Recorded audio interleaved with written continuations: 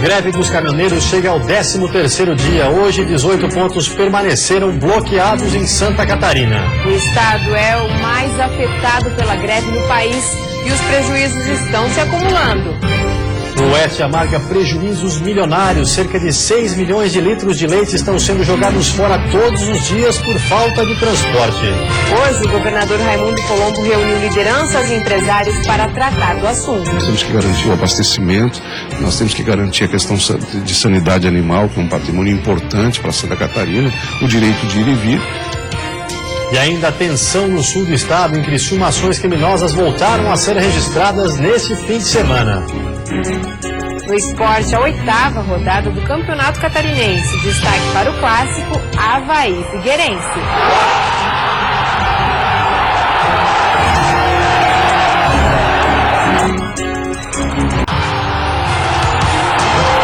O Band Cidade desta segunda-feira já está no ar.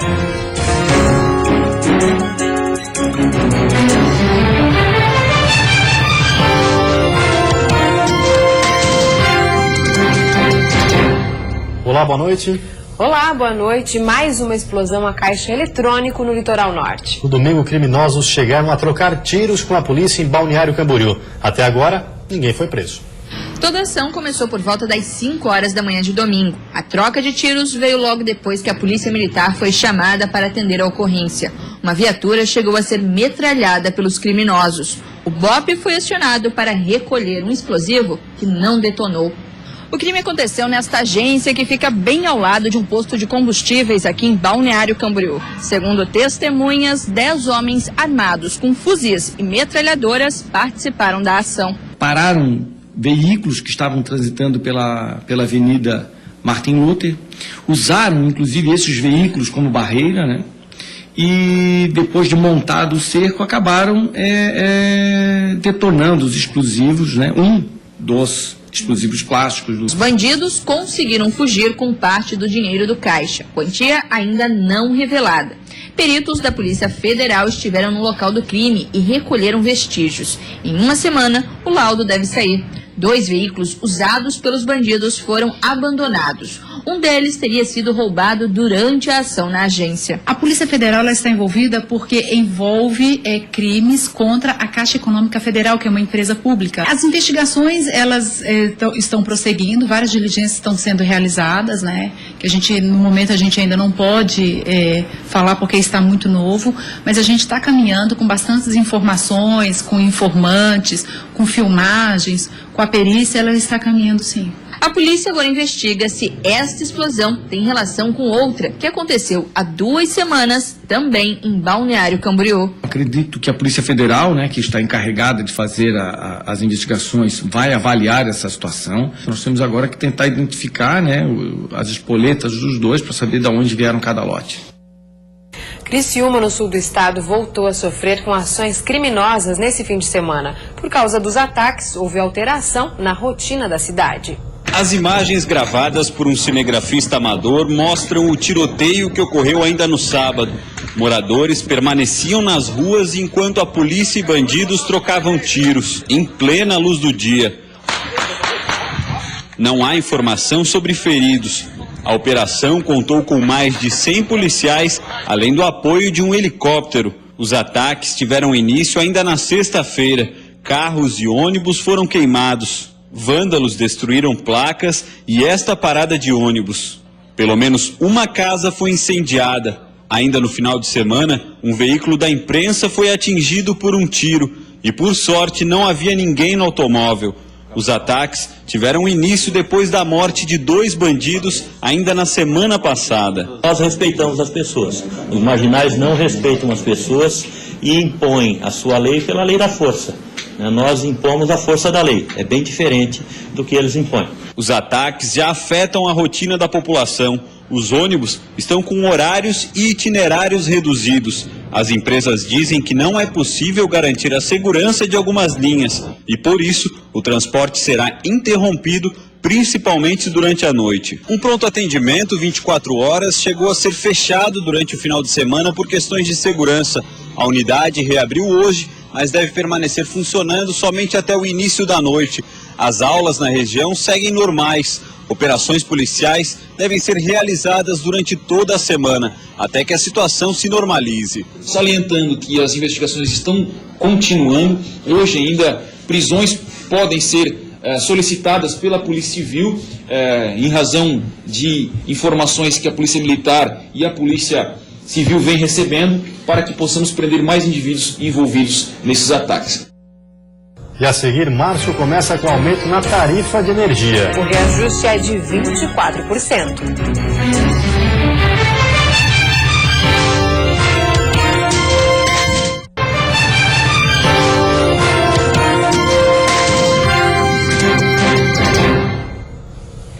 A partir de hoje, a conta de luz ficará mais cara. O reajuste da tarifa será de pouco mais de 24%.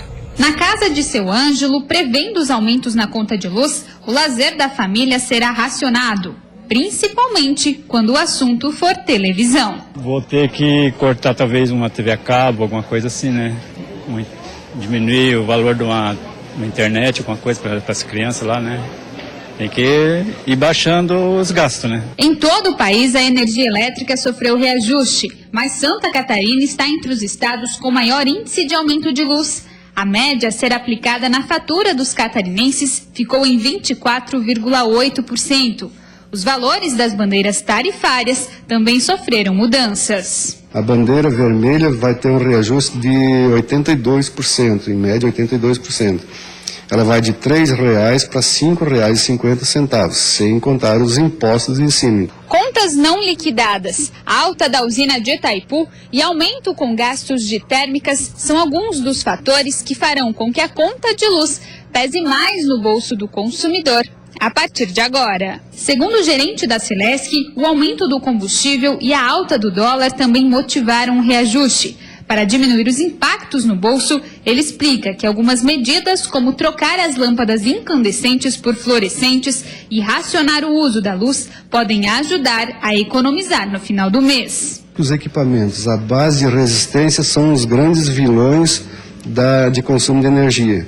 Ou seja, o ferro elétrico, a secadora, um forno elétrico, um chuveiro, um aquecedor, né? Esses são os grandes vilões de consumo de energia elétrica de uma residência. As revisões extraordinárias aprovadas na última sexta são um aumento extra nas contas de luz. Portanto, os consumidores podem esperar por nova alta em suas faturas ao longo de 2015, pois a Agência Nacional de Energia Elétrica ainda vai autorizar o reajuste ordinário, aquele que já ocorre uma vez por ano.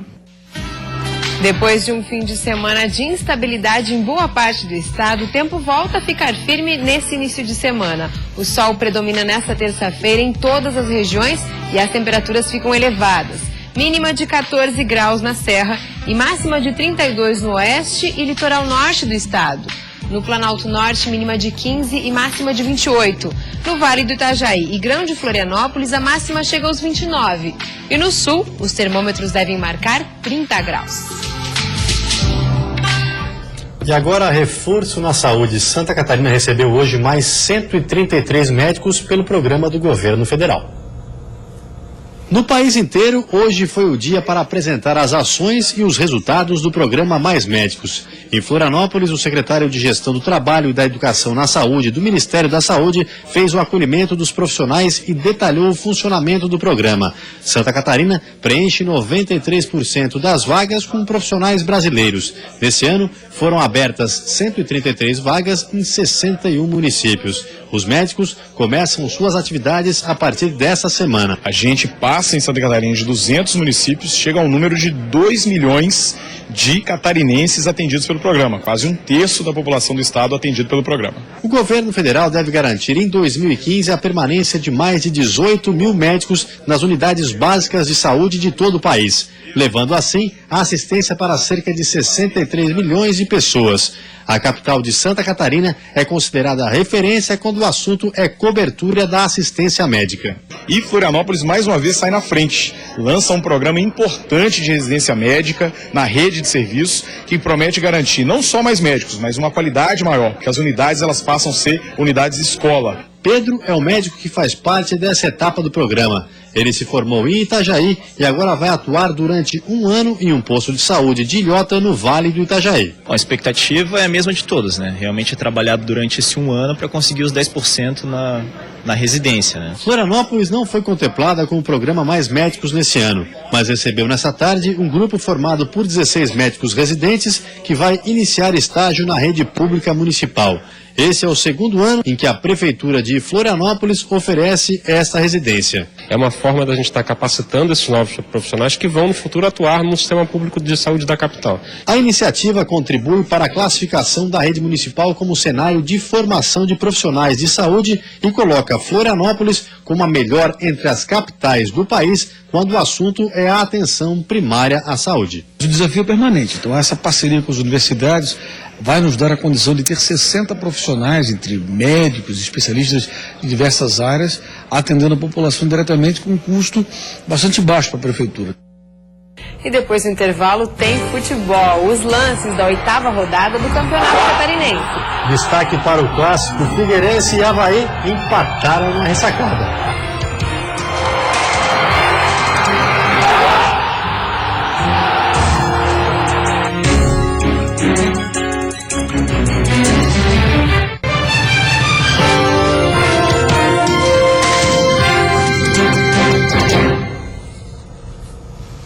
E agora o futebol, na 8ª rodada, clássico entre Avaí e Figueirense. Mesmo os dois times estando em diferentes situações na tabela, a rivalidade dentro de campo prevaleceu. O Figueirense entrou mais ligado. E logo aos 3 minutos, na jogada de Cleitinho, gol de Mazola, gol do Figueirense. Só que a explosão na torcida contrastou com a postura do alvinegro depois do gol. Atrás no placar, o Avaí se atirou para cima, enquanto o Figueirense se virava para defender. E as chances maiores surgiam nos pés de Anderson Lopes. Só que um detalhe tiraria o atacante havaiano do jogo, assim como o William Cordeiro. Cordeiro fez falta em Marquinhos Santos e quis atrasar a cobrança. Anderson Lopes foi tirar a satisfação. E assim, Sandro Meirahide expulsou William e Anderson, sem pensar 2 vezes. Não dá para saber quem perdeu mais. Mas o Figueira ainda perdeu o Paulo Roberto no primeiro tempo, lesionado. E o Avaí perdeu um gol feito com o André Lima. No segundo tempo foi a vez de o Figueirense perder a chance. Iago lançou Mazola, mas ele adiantou demais. Será que o jogo seria decidido assim mesmo, só com aquele gol do comecinho? Ou algum detalhe poderia mudar a partida?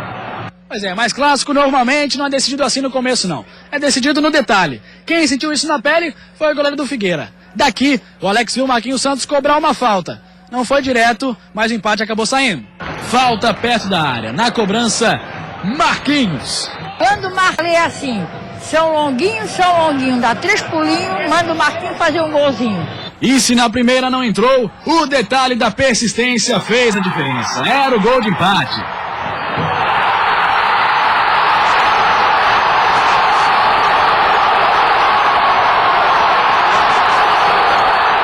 E o detalhe é que o Avaí continuou em cima.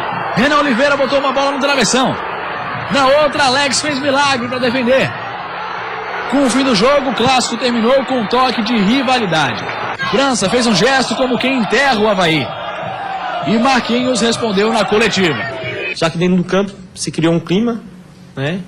E desnecessário, até porque você tem que comparar um jogador com outro a partir das suas conquistas e da sua idolatria. Então, infelizmente, do lado de lá não tem ídolos, então não podia comparar eu com ninguém.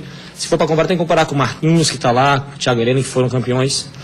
Se o França ganhou para o ímpar, nem eu sei. Quem viu o jogo com isenção de ânimo, quem procurou olhar apenas aquilo que se desenvolveu dentro da partida, viu que o Avaí foi amplamente superior na partida. O gramado estava muito alto, cheio de buraco, né? E isso prejudicou porque do outro lado também tinha jogadores tecnicamente, e jogadores tecnicamente dos dois lados acabam sofrendo bastante. É o fim de mais um clássico, 1-1. Prevaleceram o futebol dentro de campo e a alegria na arquibancada. E além do clássico, mais 4 jogos movimentaram a 8ª rodada do Campeonato Catarinense. Confira. O Guarani de Palhoça fez o dever de casa e venceu o Internacional de Lages. Com a vitória, a equipe subiu para a 6ª posição da tabela, ficando entre os que avançam para o hexagonal semifinal. O artilheiro Vitinho abriu o placar para o Bugre. Wanderson fechou a conta. Com a derrota, o Inter ocupa a 7ª posição, mas ainda com chances de conquistar uma das 6 vagas. Se a gente conseguir manter aquilo que a gente fez nos últimos 2 jogos dentro de casa, a gente tem grandes chances, né, de atingir o nosso objetivo. Já o Metropolitano quebrou contra o Joinville o jejum de 6 meses sem vitória em casa. Em cruzamento de Diogo, Mariano Trípode mandou para o fundo do gol e deu números finais à partida. Metropolitano, terceiro colocado 1, Joinville, que agora ocupa a 5ª posição, 0. Eu creio que a gente lutou até o final, em busca desse gol, e ele apareceu. Eu creio que o resultado foi um resultado importante para a equipe, porque vai te dar uma tranquilidade e uma confiança na melhor trabalho. Nesse jogo aí não temos nada que questionar, arbitragem, falta de sorte, muito pelo contrário. O Metropolitano mereceu, nós temos que nos curvar o bom futebol que eles praticaram hoje e levantar a cabeça para mais um desafio na quarta-feira contra o Chapecoense. No oeste do estado, a Chapecoense, líder absoluta da competição, não quis saber de aliviar em campo por já estar classificada para o hexagonal semifinal. O Verdão não tomou conhecimento do Atlético de Birama e goleou por 3-0. Roger marcou os 2 primeiros.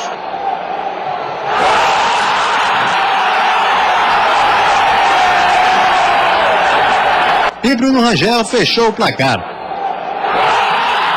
O Atlético de Birama, com mais essa derrota, segue na lanterna da competição e sem chances de avançar para o hexagonal. Uma vitória consistente contra mais um time que vinha bem, que dificultou vários outros adversários e nós tornamos a partida fácil. A partir de 20, 25 minutos do segundo tempo, o jogo realmente estava completamente a nosso favor e aí eu pude efetuar as trocas que a gente tinha programado. Fechando a rodada, o Criciúma voltou a fazer as pazes com a torcida e venceu o Marcílio Dias por 1-0. O Tigre agora ocupa a 4ª colocação da tabela. Já o Marcílio está em 8º.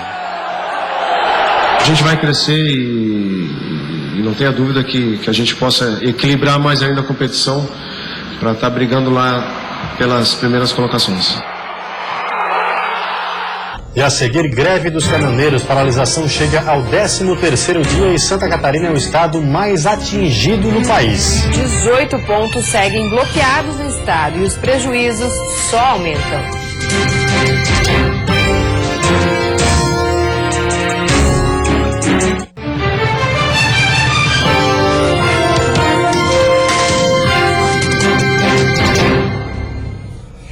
A greve dos caminhoneiros chegou hoje ao 13º dia. 18 pontos permanecem com bloqueios em Santa Catarina. Esse já é o 13º dia em que os caminhoneiros continuam bloqueando as rodovias catarinenses. A manifestação, que iniciou em São Miguel do Oeste no último dia 18, ganhou força em vários estados do Brasil. Desde o início da mobilização, Santa Catarina já chegou a ter 30 pontos bloqueados nas estradas. Hoje à tarde, segundo a Polícia Rodoviária Federal, apenas 6 pontos de bloqueios foram registrados nas rodovias federais, mas somando outras vias, ao todo 18 pontos estão bloqueados no estado. Atualmente nós estamos com 6 pontos de interdição, eles estão localizados todos no oeste, né?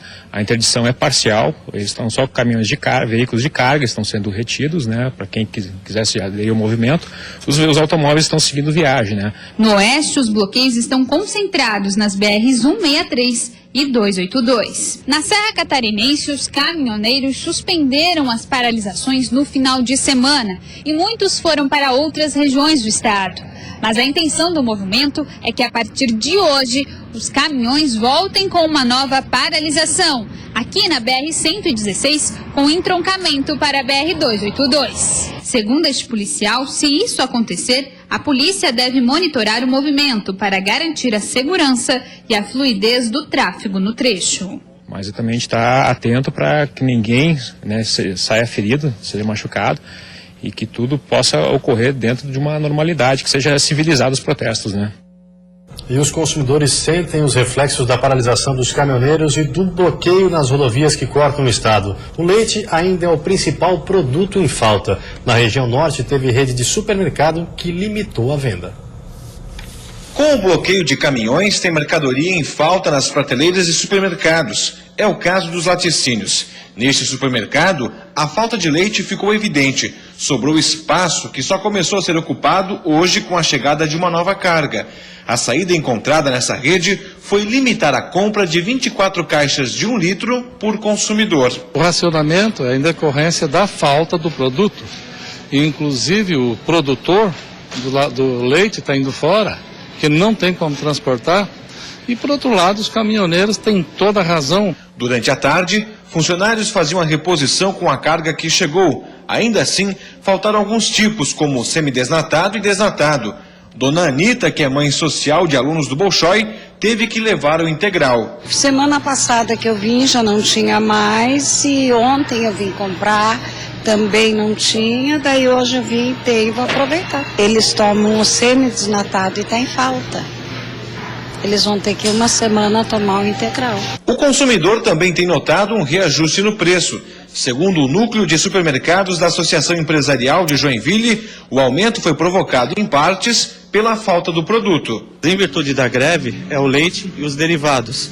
Algumas coisas, alguns produtos de massa, alguns produtos de arroz e açúcar também sofreram uma leve alteração. O leite não foi o único produto que o consumidor sentiu falta. Os pães industrializados também tiveram estoque comprometido.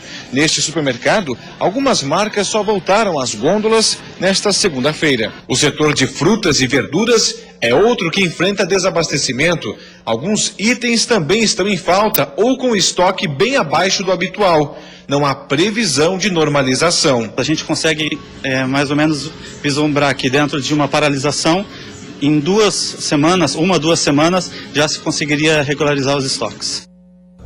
Esse desabastecimento é reflexo da falta de transporte do material produzido principalmente no oeste do estado. E enquanto os produtores esperam o fim dos bloqueios, cerca de 6 milhões de litros de leite estão sendo jogados fora todos os dias por falta de transporte. Nos supermercados faltam frutas, verduras, carnes congeladas e leite. No campo, a situação é ainda mais grave. Frangos estão quase sem ração. Suínos já deveriam ter sido abatidos. Mas as empresas suspenderam esses serviços porque não há como transportar os produtos. Elas estão abarrotadas de estoques, as suas câmaras estão lotadas e não há como colocar esse produto na estrada.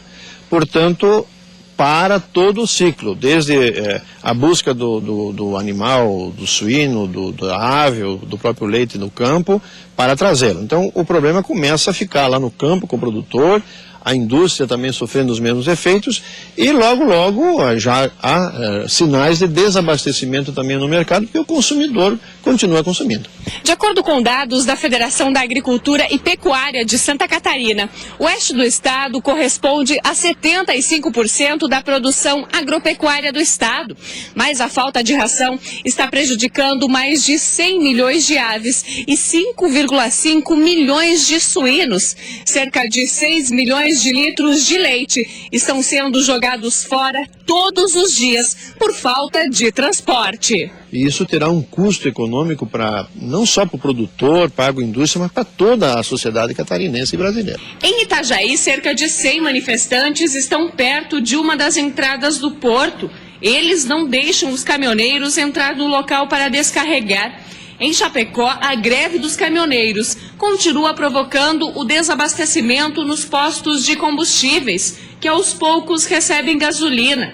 Mas para abastecer, os motoristas precisam ter paciência para enfrentar muitas filas. Na noite deste domingo, manifestantes entraram em confronto com a Polícia Rodoviária Federal em Cunhaporã, no oeste catarinense. Eles depredaram caminhões e viaturas. 6 caminhoneiros foram presos e encaminhados para a delegacia da Polícia Federal de Chapecó. De acordo com o último levantamento, 6 pontos continuam bloqueados em rodovias do oeste e extremo oeste do estado. E representantes do setor de transporte de cargas estiveram reunidos hoje com o governador Raimundo Colombo para pedir intervenção junto ao governo federal para pôr fim à greve dos caminhoneiros. Estiveram no encontro lideranças e empresários de Concórdia do setor de transportes de cargas para tratar dos reflexos das manifestações dos caminhoneiros em Santa Catarina. A categoria pede ao governo apoio em busca de maior representatividade do setor junto à esfera federal. Nós vamos nos empenhar como governo do Estado, fizemos toda a interlocução com o governo federal, vamos continuar ajudando para que a gente construa um processo de entendimento. Outros grupos estão conversando já em Brasília e todo mundo com o mesmo espírito de ajudar. Novos encontros devem ser realizados nos próximos dias para tentar resolver a situação e evitar o prejuízo que vem se acumulando em diversos setores da sociedade. Nós temos que garantir o abastecimento, nós temos que garantir a questão de sanidade animal, que é um patrimônio importante para Santa Catarina, o direito de ir e vir, ao mesmo tempo em que nós reconhecemos, né, a justiça do processo de reivindicação, e nós vivemos num país democrático. Se houver equilíbrio e bom senso, as coisas se normalizam. É exatamente esse o nosso apelo, e a gente está sendo atendido quase que em todas as regiões. E vem aí o Jornal da Band. Uma ótima noite para você e até amanhã. Boa noite. Até amanhã.